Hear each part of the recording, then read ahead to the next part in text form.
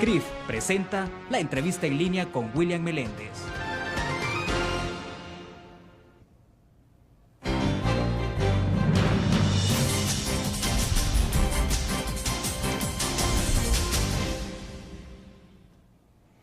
Lunes 17 de agosto de 2009 y hoy es miércoles 17 de agosto de 2011, 2 años después y ahora, justo ahora, estamos en el segundo aniversario de la entrevista en línea, un proyecto editorial de la prensa gráfica en el que hacemos complemento. En este segundo aniversario queremos agradecer especialmente a ustedes que son nuestros cibernautas y nos validan el trabajo que hacemos en equipo con todos los compañeros periodistas en la prensa gráfica involucrados en este esfuerzo, porque en la entrevista en línea no tenemos camarógrafos o editores o técnicos en iluminación. Tenemos colegas periodistas que se esmeran por hacer las cosas con profesionalismo. Saludos a ustedes que nos ven desde cualquier lugar del mundo y en nuestro país. Este miércoles, en el contexto del aniversario de la entrevista en línea, conversaremos con nuestro invitado de varios temas: acuerdos de paz, ley de amnistía, casos jesuitas y un poco también sobre el artículo 191 del Código Penal referido al trabajo periodístico, libertad de expresión, libertad de prensa, entre otros temas si el tiempo nos alcanza. Ahora que es un día especial para nosotros, en la entrevista en línea tenemos a un invitado muy especial. En estudio está con nosotros en nuestros estudios el doctor David Escobar Galindo, escritor y firmante de los acuerdos de paz. Doctor, qué gusto tenerlo con nosotros este día. Encantado, William. Estoy muy contento de madrugar con usted. Gracias, muy gentil, doctor. Antes de comenzar con los temas puntuales de la entrevista en línea, leer un comentario que nos llegó el día de ayer, justamente que no me alcanzó el tiempo para leerlo cuando teníamos a José Roberto Dutriz, presidente ejecutivo de la prensa gráfica, y bueno, nos escribió Juan Ramón Ruiz de San Salvador. Dice él: señor Dutriz, lo felicito por este programa de opinión, es uno de los más importantes de El Salvador. Bueno, no quería dejar pasar ese comentario y más adelante leeré también algunos saludos que nos han llegado a través de Facebook. Bueno, para comenzar, doctor Escobar, el tema de ley de amnistía, me gustaría que habláramos un poco sobre este tema, que nos hiciera un poco de remembranza, sobre todo porque ha alcanzado el tema otra vez primer nivel dentro de la discusión pública en este país, tras conocerse la orden de captura girada desde España a través de Interpol y los 9 militares que están ahí recluidos en la Brigada Especial de Seguridad Militar. La semana anterior estuvo con nosotros el general Mauricio Ernesto Vargas, que también firmante de los acuerdos de paz, compañero suyo. Sí, por supuesto. Él decía una frase que me llamó la atención, porque dice que esto de la ley de amnistía, dice, no fue que se reuniera un grupo de pícaros, dice él, y acordaran en un momento u otro, hacerse impunes. Y entonces creemos la ley de amnistía porque esto es para nosotros. Quiero comenzar por ahí, un poco que nos narre su experiencia, doctor, sobre esto. Mire, esto hay que ponerlo en contexto, William. Y el contexto es la naturaleza del proceso de paz salvadoreño.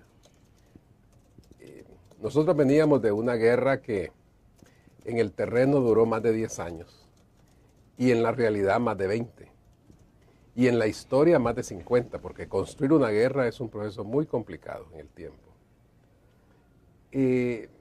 Llegado el momento de definir el fin de la guerra, que afortunadamente fue un final negociado, o sea, una solución política, había que integrar todos los componentes necesarios para iniciar de inmediato una posguerra dentro de un proceso de construcción de la normalidad, que en otras partes no ha sido así.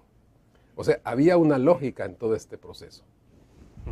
Y para eso había que crear los instrumentos necesarios en la ruta de que los distintos actores de la guerra pudieran incorporarse de inmediato a ese esfuerzo de construcción de la normalidad, que no iba a ocurrir 40 años después, como fue el caso de España. Sí, sí. Iba a ocurrir unos días después. Miren, nosotros firmamos la paz el 16 de enero de 1992 y el 31 de enero estaban aquí los comandantes de la guerrilla en San Salvador. O sea, la lógica era que el proceso de normalización comenzara de inmediato y para eso se necesitaba que hubieran instrumentos de normalización. La amnistía fue un instrumento de normalización. Toda amnistía es un sacrificio, porque implica hacer una especie de corte en el tiempo sobre las culpas de una guerra, las diversas culpas de una guerra. Y en la vida, una de las cosas más complejas es administrar las culpas. Entonces la amnistía era absolutamente indispensable para hacer esto. Sin eso no hubiera podido hacerse la normalización, el inicio de la normalización.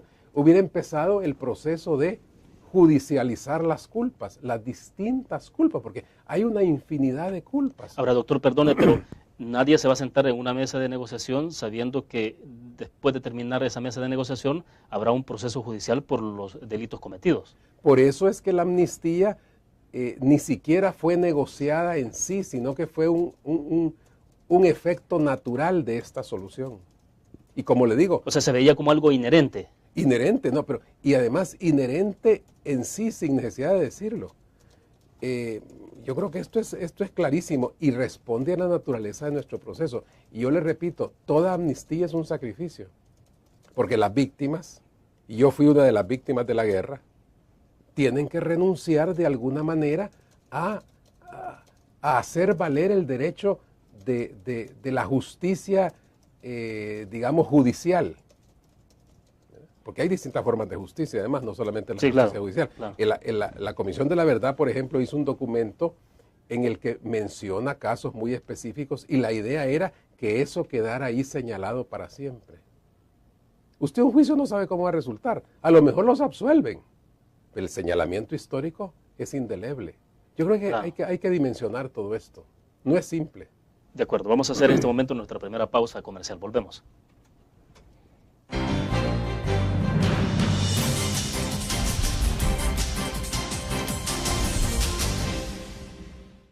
¿Qué te parece si este año descubres nuevos destinos? Alcanzas tus metas. Manejas nuevos triunfos sin más preocupaciones. Cuenta con nosotros para lograr todas tus aspiraciones. Los créditos de la Agrícola te acompañan para que puedas crecer hasta donde te lo has propuesto. Solicítalos al 2210-9800 en bancoagrícola.com o en agencias. Banco Agrícola.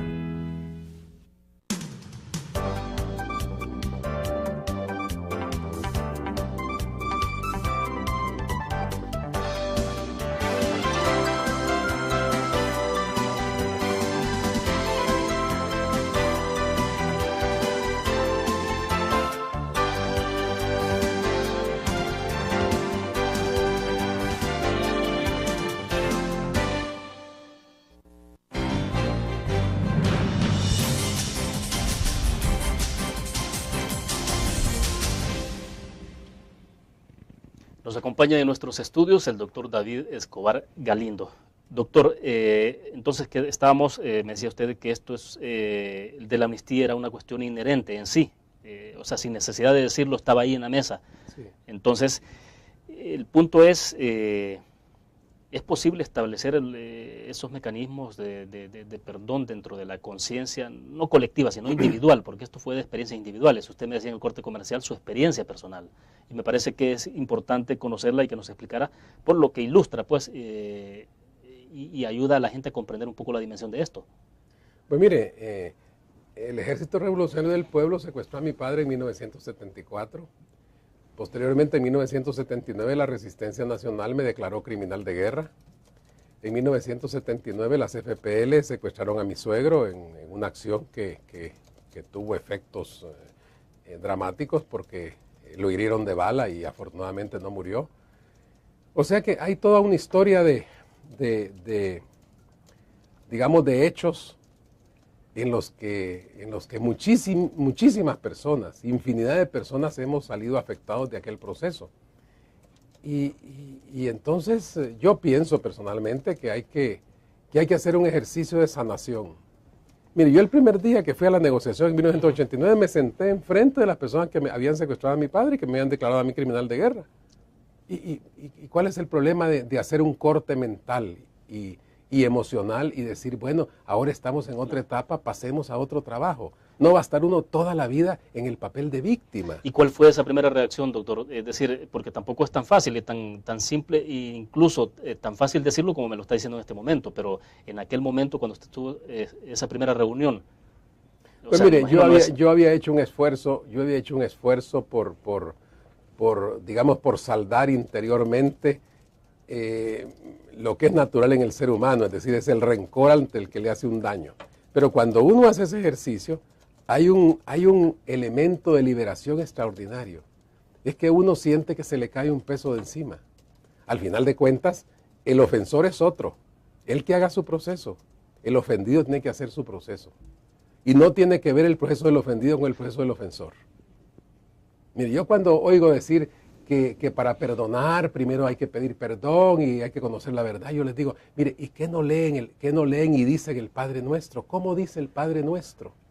Perdona nuestras ofensas como nosotros perdonamos a los que nos ofenden, sin ninguna condición. ¿No es así? Claro, claro. Entonces, Si no, de lo contrario, habría que establecer todo un reglamento y todo un proceso ahí de...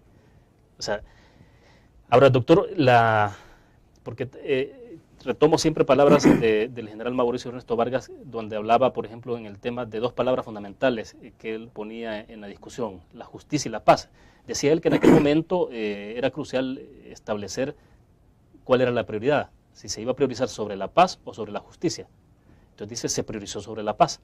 Y eso implica, dice él, tener que pagar el costo del sacrificio entonces de la justicia en ese momento. Mire, lo que pasa es que las palabras a veces son muy complejas. Y esas palabras así muy emblemáticas lo son más, la palabra paz, la palabra justicia, la palabra verdad. Yo prefiero ponerlo en el plano de lo que se quería hacer en aquel momento. Y le reitero, William, la idea era entrar en un proceso de normalidad en el país, porque lo estamos necesitando desde hacía 100 años. Entonces, era indispensable hacer esto. Y creo que se logró. Mire, es impresionante la forma en que esto ocurrió en la realidad. Aquí en El Salvador no hubo ningún brote de venganza o de violencia resultante de la guerra. Habría algún incidente u otro por ahí, pero no de gran relevancia. Pero el pueblo salvadoreño aceptó con una naturalidad verdaderamente ejemplar la lógica de esta solución, que era una solución sin vencedores ni vencidos, que también eso es muy importante. Mire, en España, claro, donde hubo un vencedor, tardaron 40 años en iniciar la normalidad. E inmediatamente después de la muerte de Franco, dieron una ley de amnistía, 40 años después. Nosotros no estábamos hablando de 40 años después, estábamos hablando de una semana después. Esto hay que valorarlo. Bastante inmediato, ¿no? Y pero desmontar un conflicto de 12 años, y usted decía que con la acumulación era más tiempo todavía. Con la acumulación eran decenios. Entonces, yo decía, Dios mío, ojalá que después de la firma de la paz no entremos en una dinámica de venganzas clandestinas o de ejercicios de revancha, ¿no? Porque había esa posibilidad, por supuesto que sí, pero mire, no pasó absolutamente nada de eso, y eso hay que valorárselo al pueblo salvadoreño. Creo que somos muy poco dados a reconocer nuestros méritos. Es decir, estamos siempre atrapados en nuestras deficiencias, en nuestras insuficiencias, en nuestros vicios, en nuestras fallas, y nuestros méritos como país, como sociedad, como nación. ¿Quién los reconoce? Claro. Ahora, en aquel momento, durante el proceso de negociación y la culminación de todo el proceso, que fue el 16 de enero del 92, en ningún momento se habló de nadie, me imagino, pregunto, se puso en duda todo este tema de ley de amnistía o de ese mecanismo. Bueno, mire, estos temas siempre, desde luego, generan polémica, generan controversia, generan opiniones, y es natural que así sea. Pero evidentemente esto se hizo, y lo importante es que la realidad fue respondiendo a esta lógica, que no era la lógica de la ley de amnistía, era la lógica de entrar en la normalidad. Entonces, ¿qué preferimos? Que los actores de la guerra, que eran representativos, por supuesto, de una parte importante de la sociedad, estuvieran en la cárcel o pasaran a competir por el gobierno. ¿Qué preferíamos? Todos. Claro, claro. De acuerdo. Debo hacer una pausa comercial. Cuando regresemos, entremos a hablar un poco sobre lo que está pasando ya. Creo que era importante hablar del tema de ley de amnistía, porque eso nos da la base, el fundamento para poder entrar al tema de discusión actual, porque ya estamos y tiene que ver con esto. Vamos a una pequeña pausa y volvemos.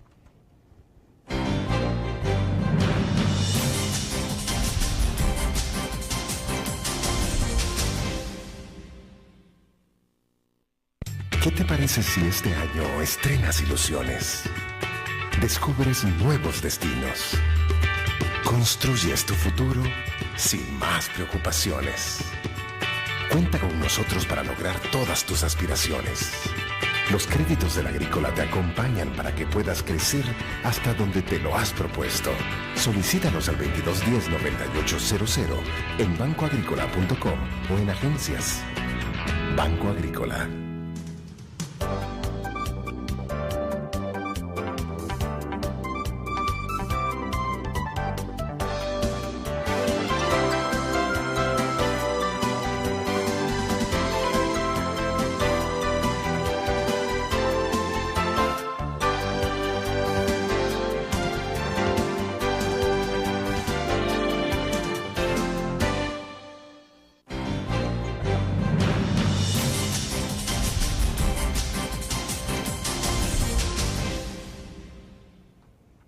Nos escribe a través de Facebook Roberto Alegría, dice: la ley de amnistía es fundamental para el país, no entendemos por qué España viene a querer cambiar nuestras leyes después de tantos años si ellos son ajenos a nosotros.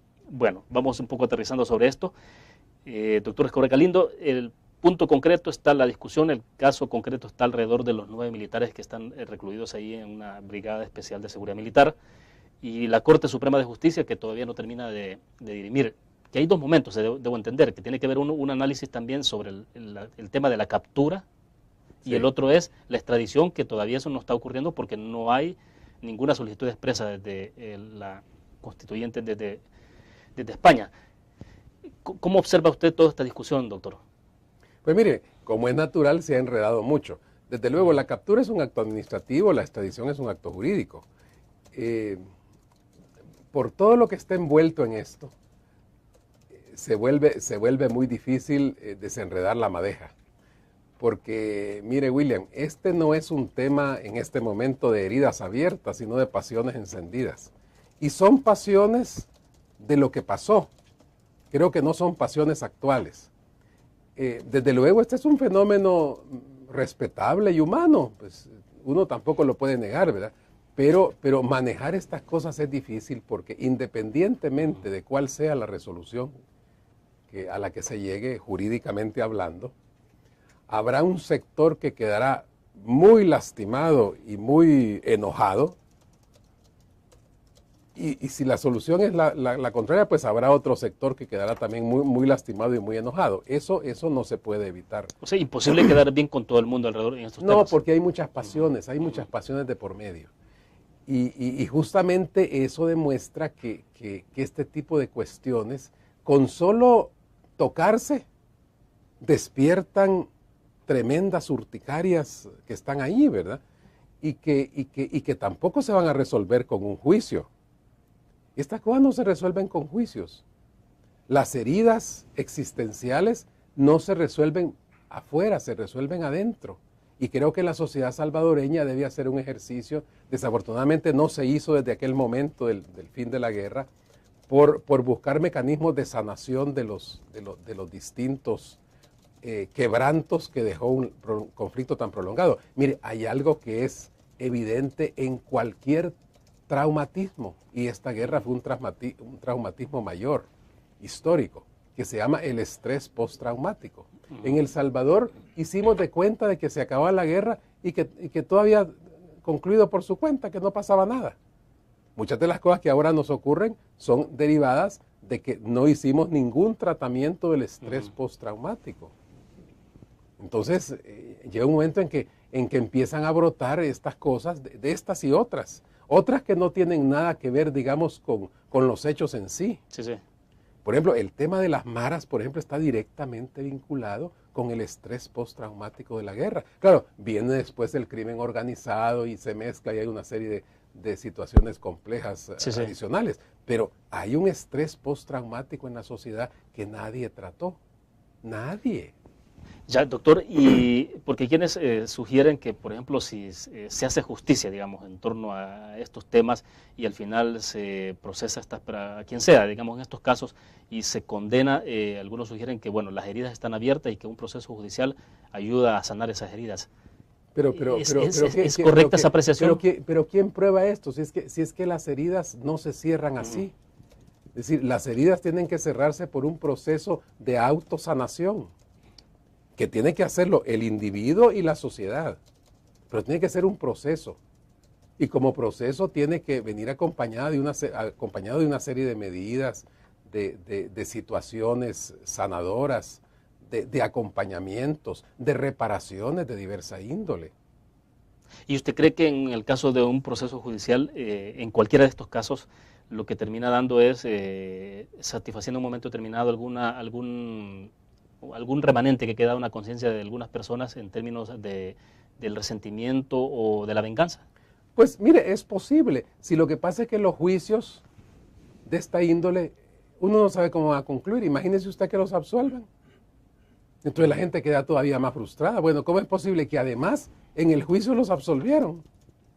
Porque todo es posible si los juicios son aleatorios. Entonces yo creo que no es por ahí donde se debe trabajar la verdad. Es decir, y sobre todo a estas alturas, ¿verdad? Lo que pasa es que cuando uno dice estas cosas hay gente que le dice, sí, pero entonces usted está de acuerdo con la impunidad. No, perdone, es que todas estas palabras hay que manejarlas, decir, en el tiempo interactivamente. La palabra paz, la palabra justicia, la palabra perdón, la palabra olvido, todas esas palabras que además son tan dramáticas, ¿verdad? Claro. Son tan dramáticas que parecieran factores de una solemnidad extraordinaria. Hay que convertir todo eso en hechos naturales de la vida. Escuchábamos el fin de semana al obispo de San Salvador y él decía, bueno, en esto prácticamente establecía él que había que privilegiar sobre el tema de ley de amnistía y en todo caso respetar la institucionalidad y es someterse a lo que diga la Corte Suprema de Justicia. Bueno, es que mire, eso es inevitable. Al final de cuentas, digamos, por la forma en que está establecido el orden jurídico en todas partes, es a la Corte Suprema la que le tocará tomar en este momento la decisión y está ahí reunida justamente haciéndolo. Entiendo y presiento que es muy difícil.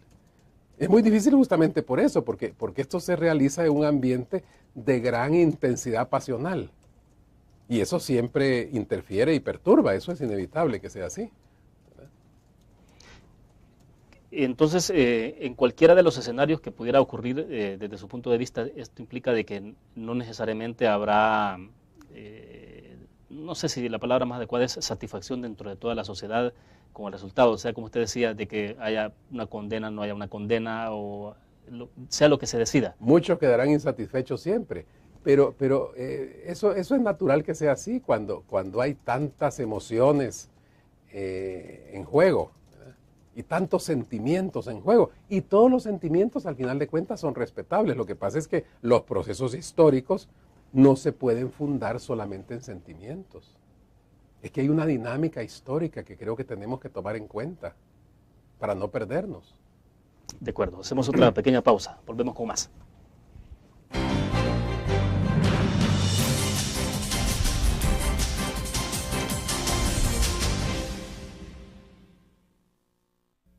¿Qué te parece si este año alcanzas tus metas? Construyes tu futuro. Enfrentas nuevos retos sin más preocupaciones. Cuenta con nosotros para lograr todas tus aspiraciones. Los créditos del Agrícola te acompañan para que puedas crecer hasta donde te lo has propuesto. Solicítalos al 2210-9800 en bancoagricola.com o en agencias. Banco Agrícola.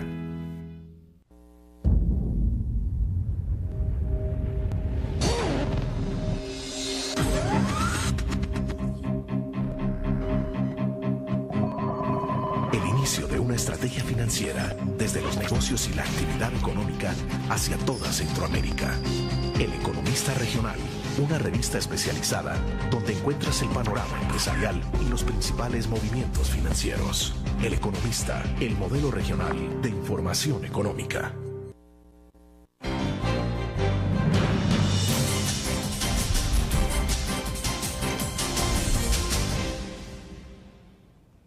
Hay una reflexión o pregunta al final interesante de Carlos Quintanilla, doctor. Dice él, ¿qué pasaría si un país llegara a España a querer cambiar sus leyes? Sabemos que ellos no se dejarían porque son leyes de su país. La ley de amnistía es parte de todos los salvadoreños.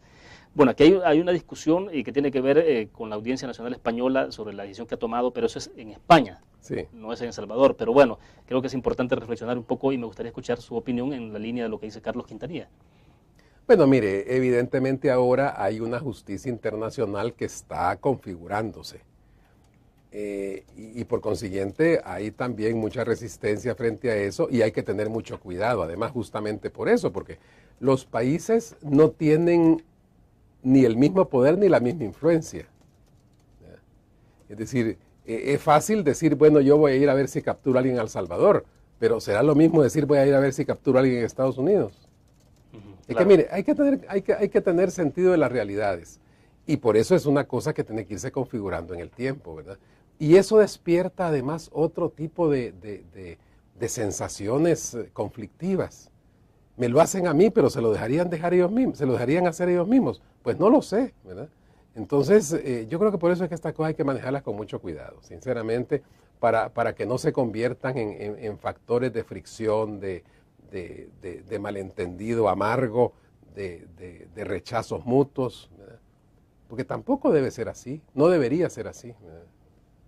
Bueno, incluso usted lee comentarios de gente que, bueno, no sé si la forma sarcástica en que se maneja alrededor de estos temas, porque algunos dicen, bueno, entonces hay que procesar a los reyes de España, dice, por todo lo que ocurrió en la época de la colonia y todo eso, o sea, bueno, pues sí. Pero me explico, bueno, a los niveles que se llevan... es que eso le demuestra que cuando uno empieza a tocar las pasiones, uno no sabe qué va a resultar, es decir, y además las pasiones se acumulan en el tiempo y se quedan ahí y a lo mejor uno después despierta una pasión con esa dimensión en el tiempo, es decir, claro, bueno, entonces hagamos claro. justicia de lo que pasó hace 5 siglos, ¿verdad? Bueno, pues sí, podría ser, ¿por qué no? Teóricamente hablando, ¿verdad?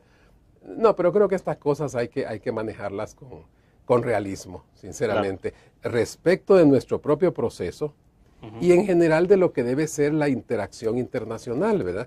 Porque mire, si las cosas se hacen bien, entonces uno aporta a que las transformaciones avancen. Si las cosas se hacen de una manera inadecuada o conflictiva, pues uno actúa en función de que las cosas no avancen. Creo que es muy importante que se consolide una justicia internacional respetable, confiable y que todo el mundo sienta segura. Y para eso hay que tener mucho cuidado. E internamente igual. Es decir, para que la justicia en El Salvador se consolide, tenemos que manejarla con mucho cuidado, la transformación de la justicia, que es absolutamente necesaria. Pero ¿cómo hacer para que toda esta discusión no termine erosionando o lesionando más todo ese tema de la soberanía, los niveles de autonomía e independencia que tiene cada uno de los países? Es bastante difícil, ¿no? Es muy difícil, pero en fin, yo digo que una de las cosas importantes es tomar resoluciones a tiempo, y cuando digo a tiempo es en el menor tiempo posible, y ahí está la pelota en la cancha de la Corte Suprema, evidentemente, ¿verdad? Porque estas cosas, en tanto se van dejando, por cualquier razón o justificación que sea, se van como emponzoñando, ¿verdad? Y porque las pasiones son así, las pasiones cuando se dejan estar en su ebullición, no es para depurarse, es para contaminarse más y para volverse más enconadas y aún venenosas. Creo yo que eso es lo que habría que evitar. Ahora, entonces, ¿por dónde tiene que irse enrumbando todo esto, doctor? O sea, ¿en dónde cree usted que está la esencia de esto como para poder darle el rumbo adecuado a toda esta discusión y todo este proceso que se está viviendo? Pues mire, yo creo que la decisión jurídica debe ser, como le decía, lo más pronto posible, en el sentido que sea. Pues uno no puede saber cómo resultará al final, pero es importante que haya una definición temprana de esto, ¿verdad? Es decir, la Corte Suprema de Justicia tampoco debe tomarse tanto tiempo. No, tampoco. Lo que pasa es que es muy difícil porque no es una situación simplemente jurídica, es mucho más política que jurídica. Y esto nos está trayendo aquí al plano en que están las cosas. Mire, la justicia, y sobre todo la justicia en más alto nivel, nunca es simplemente jurídica. Yo cuando oigo gente decir que la arreglo constitucional, por ejemplo, que es un factor tan importante para la estabilidad y para el desarrollo del proceso y que ha hecho cosas muy importantes, es un tribunal estrictamente jurídico. Digo, ¿pero en qué mundo viven? Si por el poder que tienen es un tribunal eminentemente político-jurídico. Es decir, tampoco, como algunas veces se ha dicho, tampoco ellos se reúnen y se sustraen de la realidad. O sea, No, es que si lo hacen, entra inmediatamente en el riesgo de estar en contradicción con la realidad, y nadie puede estar en contradicción con la realidad, ni la justicia tampoco. No, usted lo mira en todas partes y en todos los tiempos. ahora, hay quienes quieren ver toda esta discusión con mucha asepsia, ¿no? El tema jurídico es estrictamente jurídico y nada de político. No, Usted pero lo está planteando. eso tampoco es real. De Eso, acuerdo. es que eso tampoco es real. Mira, eso hay que tenerlo muy presente. Estas cosas tienen contenidos complejos. Y la política está en todo, pero no debe determinarlo todo. Y además la política no simplemente son los intereses partidarios, sino que es el mecanismo para establecer los debidos balances. Eso debe ser la política en la función democrática. Perfecto. Vamos a otra pausa. Regresamos.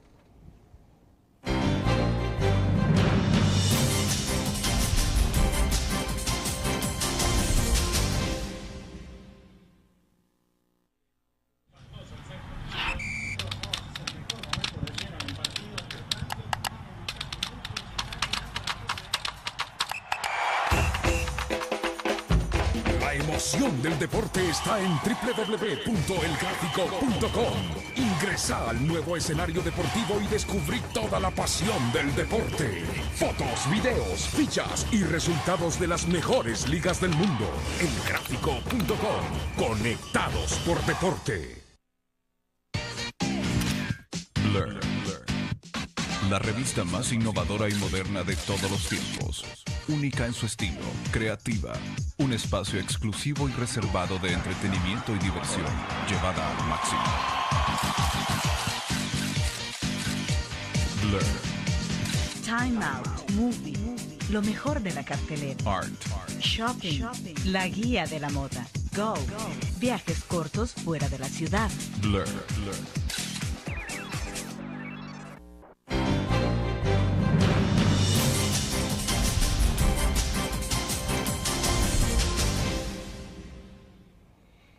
Nos está escribiendo a través del chat Lalo Rey de Charlotte en Estados Unidos. Dice, todos quienes perdimos seres queridos durante el conflicto hemos pasado sacrificio, valemos igual. Justicia para todos, dice, o sacrificio para... Ahí se le cortó, creo que me imagino que dirá sacrificio para nadie o para todos. Igual, pero hay un planteamiento concreto sobre esto, doctor.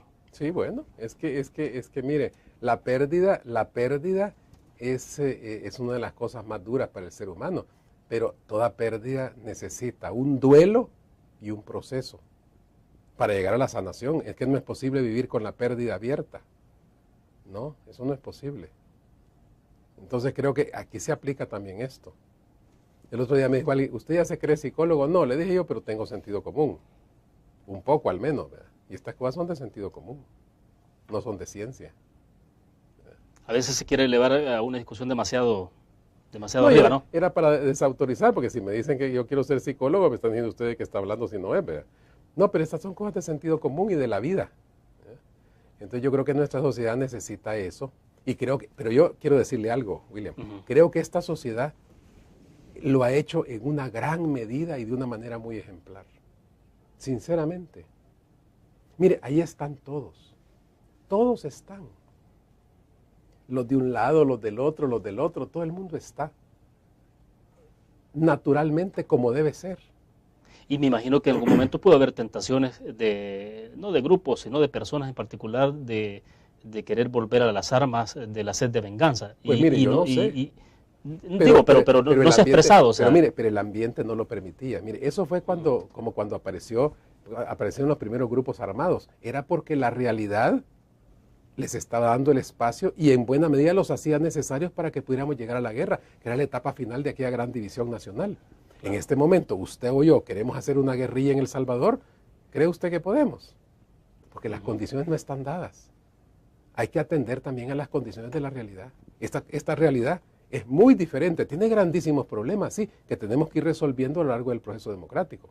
Así debe ser, que tampoco se podían resolver en una mesa. Claro.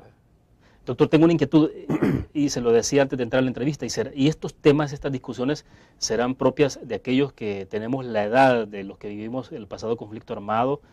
¿Será que somos nosotros, esta generación, las que nos sentimos con mucho más pasión los jóvenes, los que tenían, no sé, 5 años en adelante, o que no habían nacido. O que no habían nacido, exacto. ¿Cree que sea de interés de todo el colectivo esto? Mire, yo creo que hay que hacer, digamos, enfoques variados.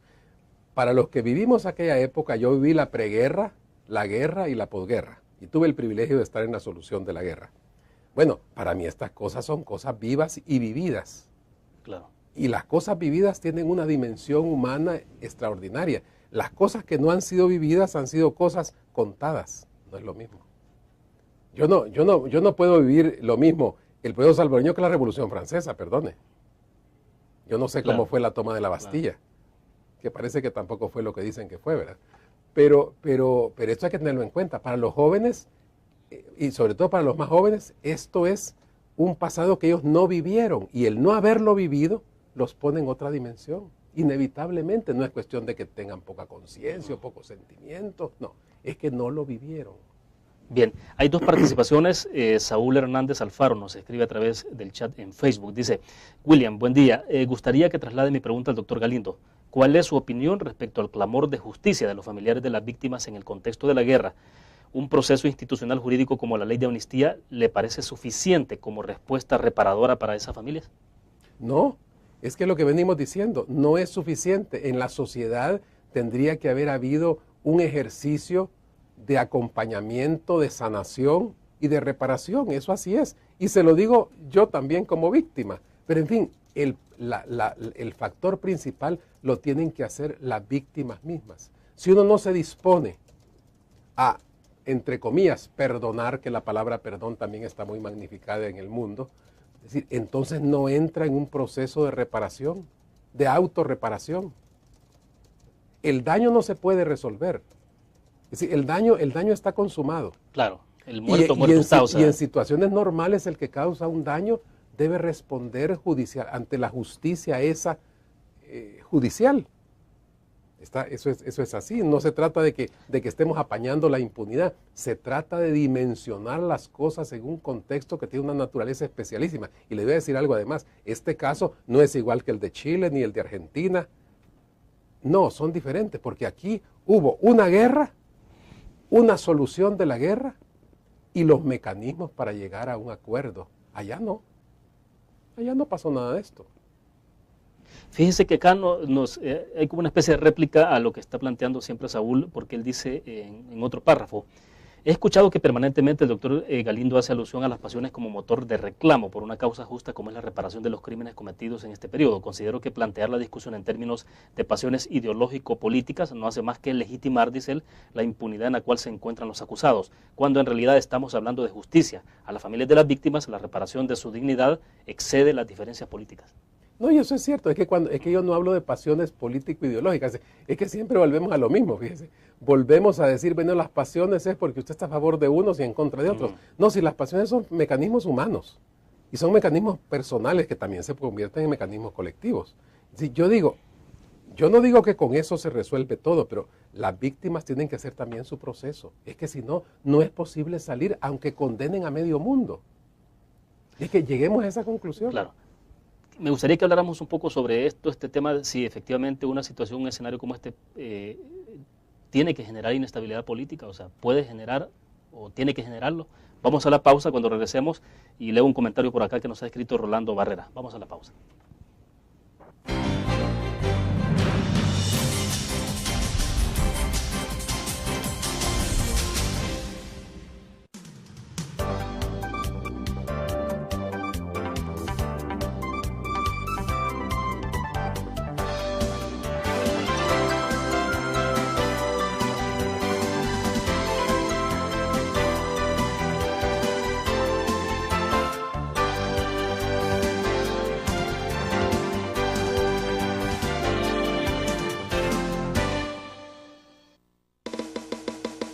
Tu periódico es dinero, porque ahora puedes pagar con la prensa gráfica.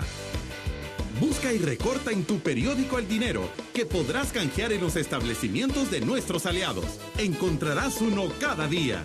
Compra con la prensa gráfica y encuentra una buena noticia para tu bolsillo. Con la prensa gráfica lo compras. Con la prensa gráfica lo pagas. La prensa gráfica. Noticias de verdad.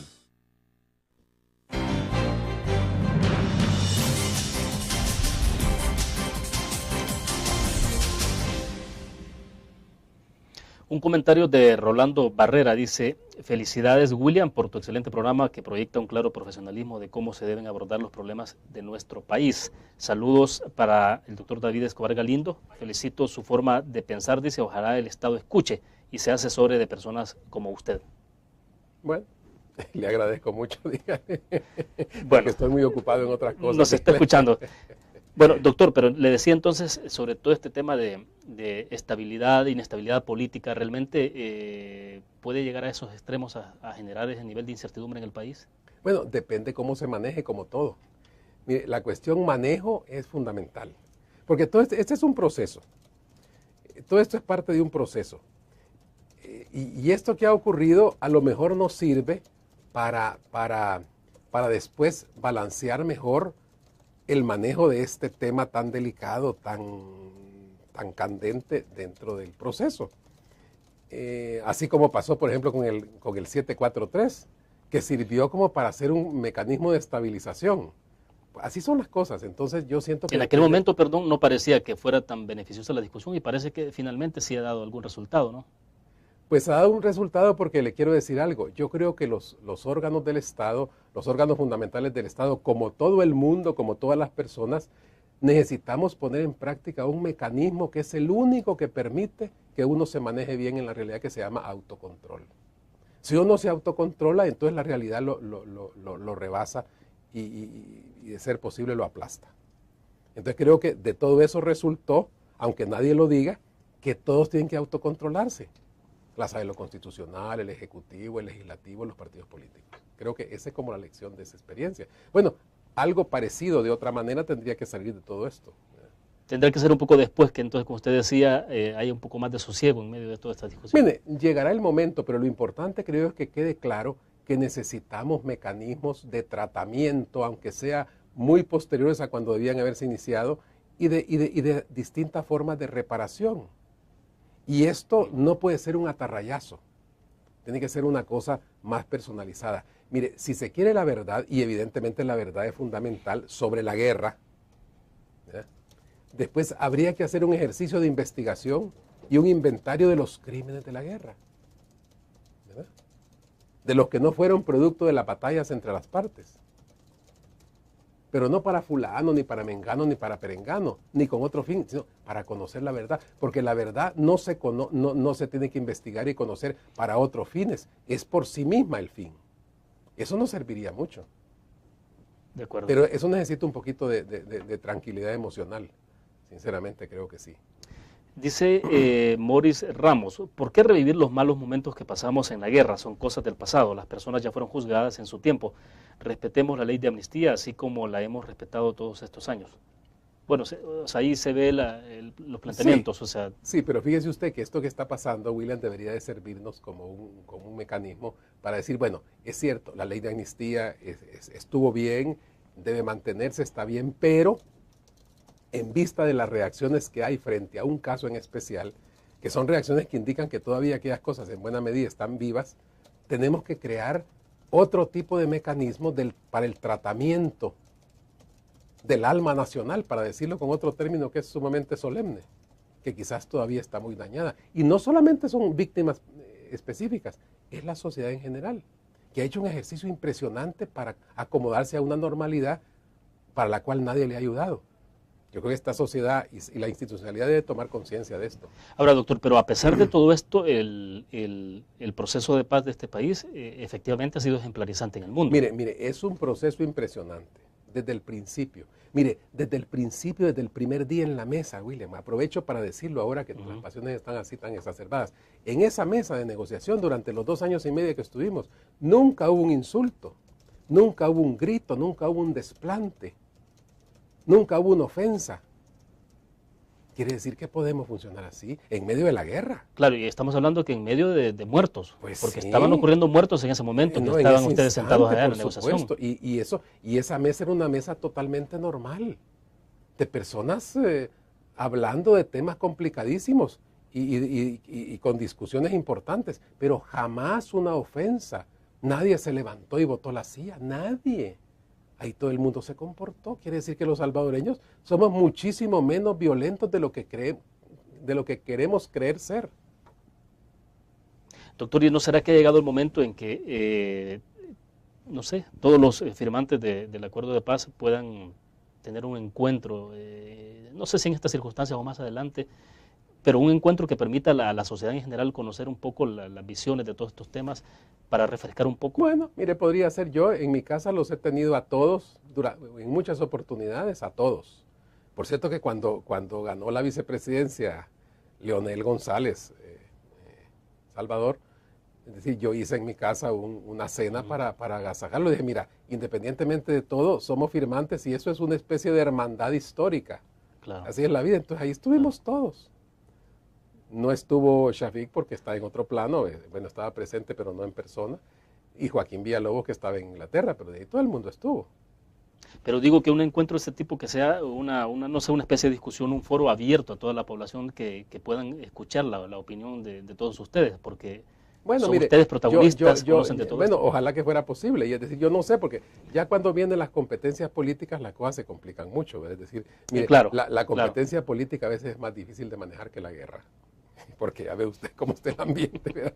Pero debería ser posible, porque además esa naturalidad con que se desarrolló ese proceso, que hay mucha gente que no la quiere ver, hay gente que piensa que el acuerdo lo impuso alguien, una gran potencia, son los que nunca van a creer que nosotros somos capaces de hacer cosas por nuestra cuenta.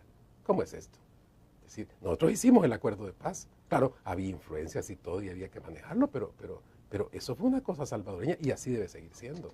Perfecto. Vamos a otra pausa comercial. Queremos regresar al cierre justamente para hablar de un poco sobre el tema de libertad de expresión, doctor. El artículo 191, a propósito de que los directores de medios, propietarios de medios de comunicación, periodistas, han sido invitados a la Comisión de Legislación en la Asamblea Legislativa para el próximo lunes. Ya nos vemos.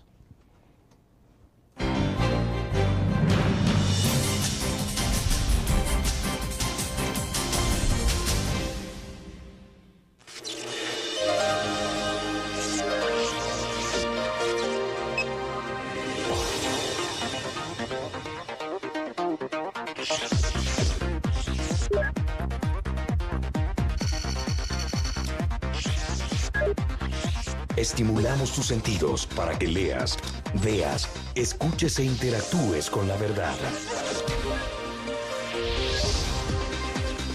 LPG Multimedia.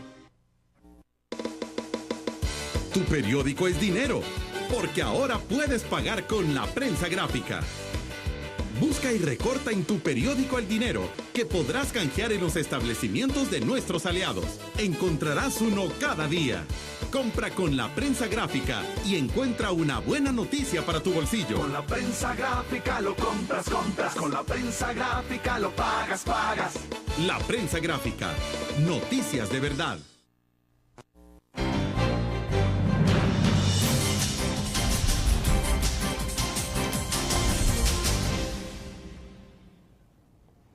Bueno, nos decía, el doctor nos estaba recomendando, porque Ernesto Villalobos, nuestro compañero que está acá detrás de cámara, justamente nos recomendaba esto de la continuidad de un foro en donde puedan estar todos los firmantes del acuerdo de paz y reflexionar sobre estos temas de manera más sosegada. Interesante, doctor.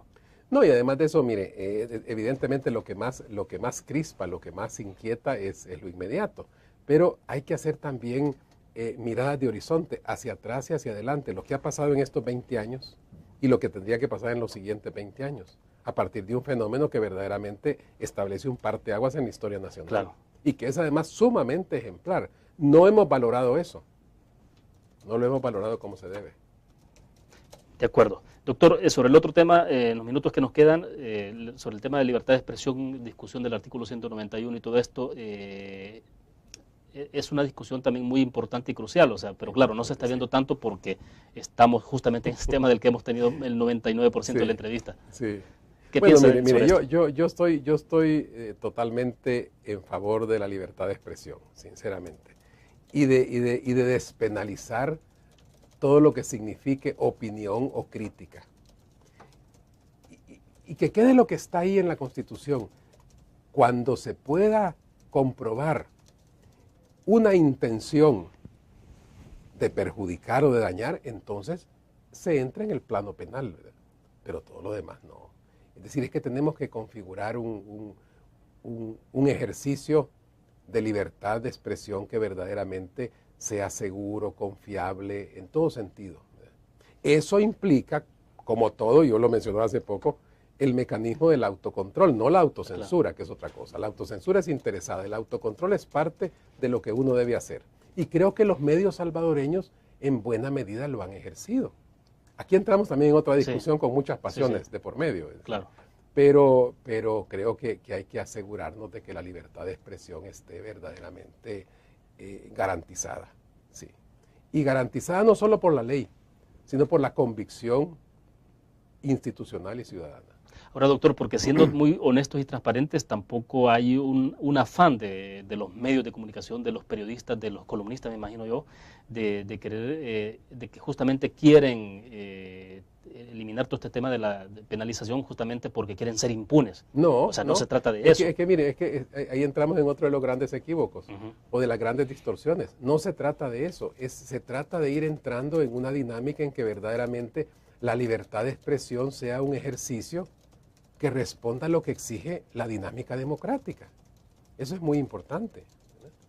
Y creo que en eso estamos. A mí me ha parecido que todo este proceso del artículo 191 y todas sus secuelas también es aleccionador, porque trae el tema de nuevo al tapete, ¿verdad? Y no me cabe duda de que al final de cuentas vamos a salir con algo muy importante en el país. Mire, estamos en una etapa en El Salvador en que pareciera que la realidad, como no hemos respondido como debe ser a ella, nos está enseñando, y siempre la enseñanza desde afuera es más dura que la enseñanza desde adentro. En todos los campos. Mire usted, si uno hace el recorrido, la realidad imponiéndose, tratando de imponerse. Lo que pasa es que eso también hay que administrarlo, porque cuando la realidad actúa desde afuera, se mezclan muchos sentimientos, muchas pasiones, muchos intereses, y entonces hay que administrar eso muy bien. Pero creo que estamos en la ruta de hacerlo, porque ya no queda más remedio. Adiós, gracias. Ahora, el país no tiene una condición como la que están viviendo otros, por ejemplo, el caso de Ecuador. O sea, no, por supuesto que no. Y eso justamente es lo que hay que preservar y valorar. Mire, aquí podemos tener muchos problemas y evidentemente hay algunos problemas gravísimos, estructurales, de orden socioeconómico, de orden psicosocial, de distinta naturaleza, ¿verdad? Pero en el campo político, en el campo del escenario político y del proceso político hemos hecho grandes avances. El problema es que los actores políticos no están todavía a la altura del proceso. O sea, tenemos un escenario extraordinario. Digamos que tenemos un escenario como país tipo Broadway, pero los actores son actores allá de una provincia perdida. Es decir, los actores no son todavía ni mucho menos tipo Broadway. Eso es lo que nos está afectando, y los actores ahora están compelidos inevitablemente a modernizarse, a institucionalizarse, a reformarse. Y por eso están tan inquietos, y es natural, pero eso va a ser muy positivo. Lo que hay que preservar es el sistema político. Porque si por corregir arruinamos, mire usted lo que les ha pasado a otros países, que entran en el plano de las aventuras que ya no son previsibles. Ese peligro siempre puede estar latente. No, es que ese peligro siempre está latente en cualquier parte.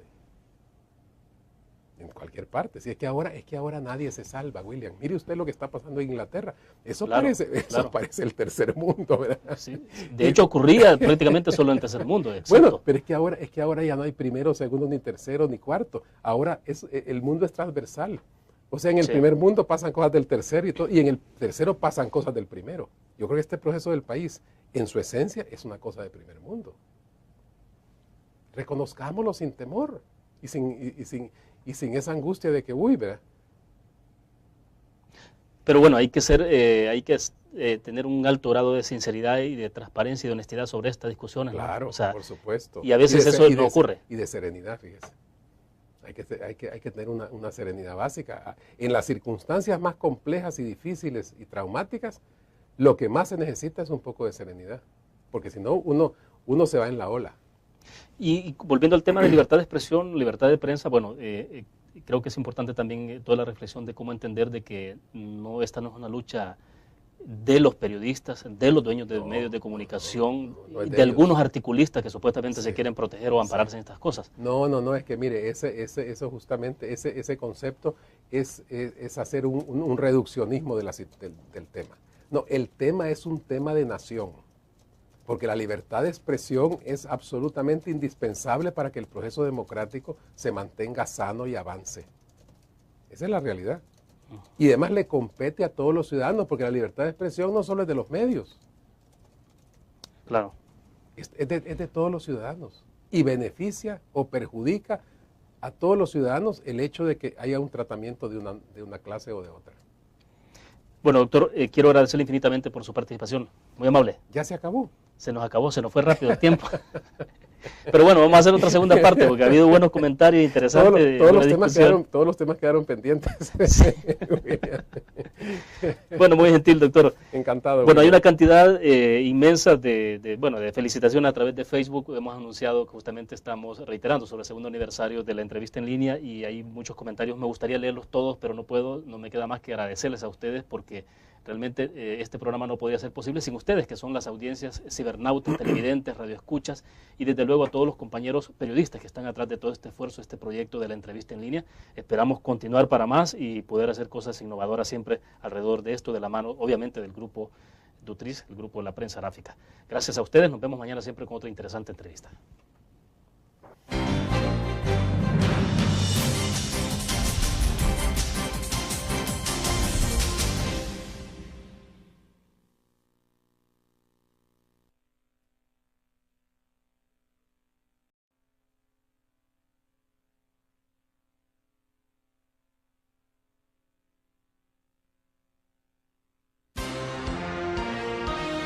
CRIF presenta la entrevista en línea con William Meléndez.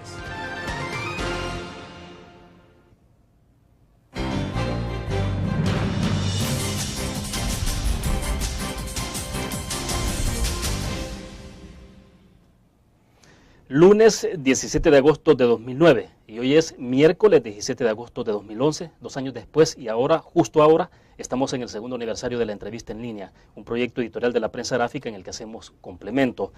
En este segundo aniversario queremos agradecer especialmente a ustedes que son nuestros cibernautas y nos validan el trabajo que hacemos en equipo con todos los compañeros periodistas en la prensa gráfica involucrados en este esfuerzo, porque en la entrevista en línea no tenemos camarógrafos o editores o técnicos en iluminación. Tenemos colegas periodistas que se esmeran por hacer las cosas con profesionalismo. Saludos a ustedes que nos ven desde cualquier lugar del mundo y en nuestro país. Este miércoles, en el contexto del aniversario de la entrevista en línea, conversaremos con nuestro invitado de varios temas: acuerdos de paz, ley de amnistía, casos jesuitas y un poco también sobre el artículo 191 del Código Penal referido al trabajo periodístico, libertad de expresión, libertad de prensa, entre otros temas si el tiempo nos alcanza. Ahora que es un día especial para nosotros en la entrevista en línea, tenemos a un invitado muy especial. En estudio está con nosotros en nuestros estudios el doctor David Escobar Galindo, escritor y firmante de los acuerdos de paz. Doctor, qué gusto tenerlo con nosotros este día. Encantado, William. Estoy muy contento de madrugar con usted. Gracias, muy gentil, doctor. Antes de comenzar con los temas puntuales de la entrevista en línea, leer un comentario que nos llegó el día de ayer, justamente que no me alcanzó el tiempo para leerlo cuando teníamos a José Roberto Dutriz, presidente ejecutivo de la prensa gráfica, y bueno, nos escribió Juan Ramón Ruiz de San Salvador, dice él: señor Dutriz, lo felicito por este programa de opinión, es uno de los más importantes de El Salvador. Bueno, no quería dejar pasar ese comentario, y más adelante leeré también algunos saludos que nos han llegado a través de Facebook. Mi padre en 1974. Posteriormente, en 1979, la Resistencia Nacional me declaró criminal de guerra. En 1979, las FPL secuestraron a mi suegro en una acción que tuvo efectos dramáticos porque lo hirieron de bala y afortunadamente no murió. O sea que hay toda una historia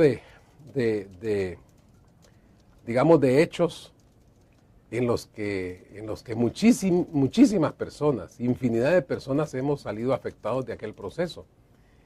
Y entonces yo pienso personalmente que hay que hacer un ejercicio de sanación. Mire, yo el primer día que fui a la negociación en 1989 me senté enfrente de las personas que me habían secuestrado a mi padre y que me habían declarado a mí criminal de guerra. ¿Y cuál es el problema de hacer un corte mental y emocional y decir, bueno, ahora estamos en otra etapa, pasemos a otro trabajo? No va a estar uno toda la vida en el papel de víctima. ¿Y cuál fue esa primera reacción, doctor? Es decir, porque tampoco es tan fácil y tan simple e incluso tan fácil decirlo como me lo está diciendo en este momento, pero en aquel momento cuando usted tuvo esa primera reunión. Pues mire, yo había hecho un esfuerzo,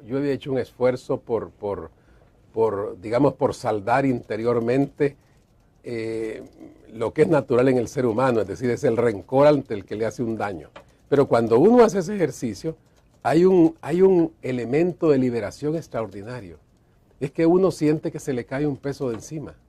Al final de cuentas, el ofensor es otro. Él que haga su proceso. El ofendido tiene que hacer su proceso. Y no tiene que ver el proceso del ofendido con el proceso del ofensor. Mire, yo cuando oigo decir que para perdonar primero hay que pedir perdón y hay que conocer la verdad, yo les digo, mire, ¿y qué no leen y dicen el Padre Nuestro? ¿Cómo dice el Padre Nuestro? Perdona nuestras ofensas como nosotros perdonamos a los que nos ofenden, sin ninguna condición. ¿No es así? Claro. Bueno, para comenzar, doctor Escobar, el tema de ley de amnistía, me gustaría que habláramos un poco sobre este tema, que nos hiciera un poco de remembranza, sobre todo porque ha alcanzado el tema otra vez primer nivel dentro de la discusión pública en este país, tras conocerse la orden de captura girada desde España a través de Interpol y los 9 militares que están ahí recluidos en la Brigada Especial de Seguridad Militar. La semana anterior estuvo con nosotros el general Mauricio Ernesto Vargas, que también firmante de los acuerdos de paz, compañero suyo. Sí, por supuesto. Él decía una frase que me llamó la atención porque dice que esto de la ley de amnistía, dice, no fue que se reuniera un grupo de pícaros, dice él, y acordaran en un momento u otro a hacerse impunes. Y entonces creemos la ley de amnistía porque esto es para nosotros. Quiero comenzar por ahí, un poco que nos narre su experiencia, doctor, sobre esto. Mire, esto hay que ponerlo en contexto, William. Y el contexto es la naturaleza del proceso de paz salvadoreño. Nosotros veníamos de una guerra que en el terreno duró más de 10 años y en la realidad más de 20 y en la historia más de 50, porque construir una guerra es un proceso muy complicado en el tiempo. Llegado el momento de definir el fin de la guerra, que afortunadamente fue un final negociado, o sea, una solución política, había que integrar todos los componentes necesarios para iniciar de inmediato una posguerra dentro de un proceso de construcción de la normalidad, que en otras partes no ha sido así. O sea, había una lógica en todo este proceso. Y para eso había que crear los instrumentos necesarios en la ruta de que los distintos actores de la guerra pudieran incorporarse de inmediato a ese esfuerzo de construcción de la normalidad, que no iba a ocurrir 40 años después, como fue el caso de España. Sí, sí. Iba a ocurrir unos días después. Miren, nosotros firmamos la paz el 16 de enero de 1992 y el 31 de enero estaban aquí los comandantes de la guerrilla en San Salvador. O sea, la lógica era que el proceso de normalización comenzara de inmediato y para eso se necesitaba que hubieran instrumentos de normalización. La amnistía fue un instrumento de normalización.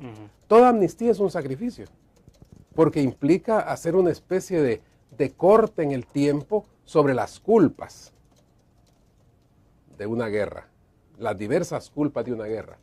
Y en la vida, una de las cosas más complejas es administrar las culpas.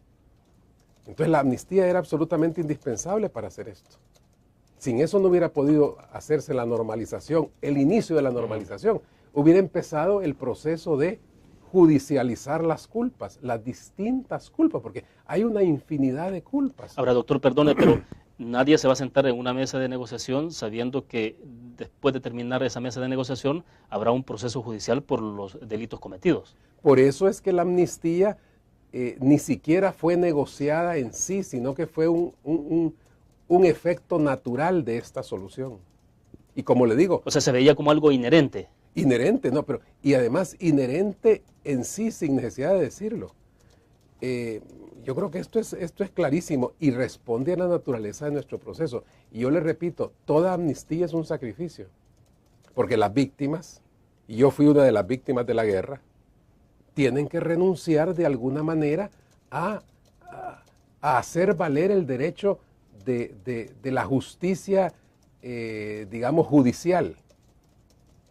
Porque hay distintas formas de justicia, además, no solamente la justicia judicial. Claro. La Comisión de la Verdad, por ejemplo, hizo un documento en el que menciona casos muy específicos y la idea era que eso quedara ahí señalado para siempre.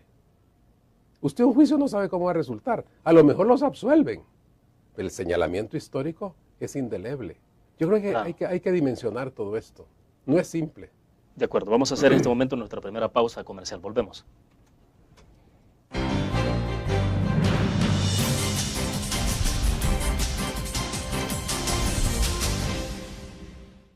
¿Qué te parece si este año descubres nuevos destinos? Alcanzas tus metas. Manejas nuevos triunfos sin más preocupaciones. Cuenta con nosotros para lograr todas tus aspiraciones. Los créditos de la Agrícola te acompañan para que puedas crecer hasta donde te lo has propuesto.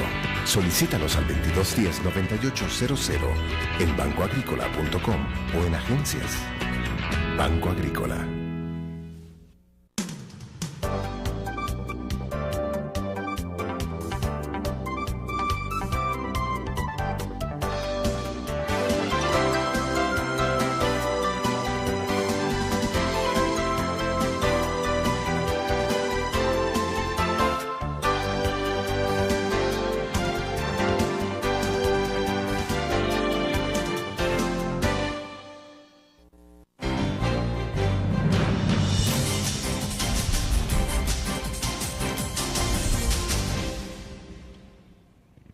Nos acompaña en nuestros estudios el doctor David Escobar Galindo. Doctor, entonces que estábamos, me decía usted que esto es, de la amnistía era una cuestión inherente en sí, o sea, sin necesidad de decirlo, estaba ahí en la mesa. Sí. Entonces, el punto ¿es posible establecer esos mecanismos de perdón dentro de la conciencia, no colectiva, sino individual? Porque esto fue de experiencias individuales. Usted me decía en el corte comercial su experiencia personal. Y me parece que es importante conocerla y que nos explicara por lo que ilustra, pues, y ayuda a la gente a comprender un poco la dimensión de esto. Pues mire, el Ejército Revolucionario del Pueblo secuestró